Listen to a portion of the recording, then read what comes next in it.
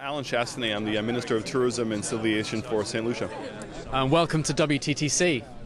Great to be here. So what are you really looking for to get from the event this year? Really two basic things, given what's taking place in the world economy right now and also the whole issues with carbon footprints.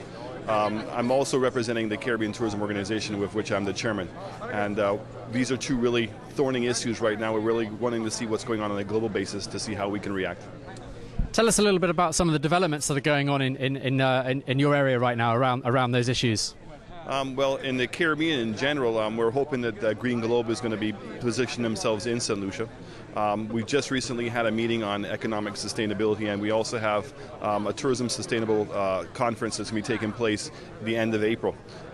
Both of those are really huge opportunities for the Caribbean. Obviously, going green and being concerned about your carbon footprint are hot issues, but more importantly, what other countries are doing with their carbon footprints and how it might infringe on the future growth of tourism in the Caribbean.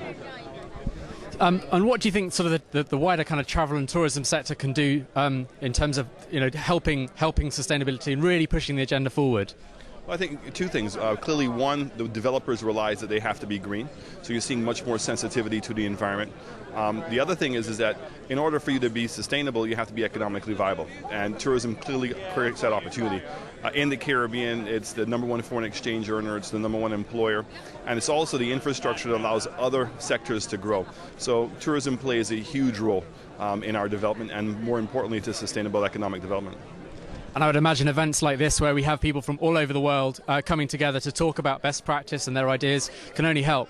Absolutely. St. Lucia is on the verge itself of a major takeoff.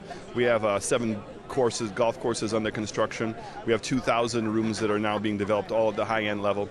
We're developing a new area that's called village tourism. We have 9 fishing villages, and we're looking at how to make those more sustainable by putting small hotels in and developing the waterfront. So it's a very exciting time in St. Lucia's history, and nice to be in the Caribbean.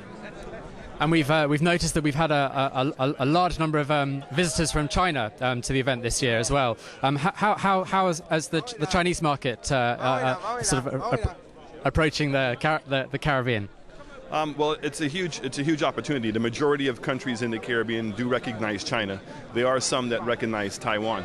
So we're developing both those markets. There's been, I think, 3 missions. A lot of the countries in the Caribbean now have been certified by the Chinese in order to be able to accept their tourism. And I know there's been a lot of missions out there in terms of how to get them out. In the case of the Taiwan, there are major tour operators who are out in the region right now looking at the opportunity, because there's over 4 million Taiwanese living in New York, in the States itself. So that also offers a great opportunity. Great. Well, Senator, thank you very much for giving up your time to talk to us tonight, and enjoy this fantastic Dubai setting. Thank you very much. Great to be here.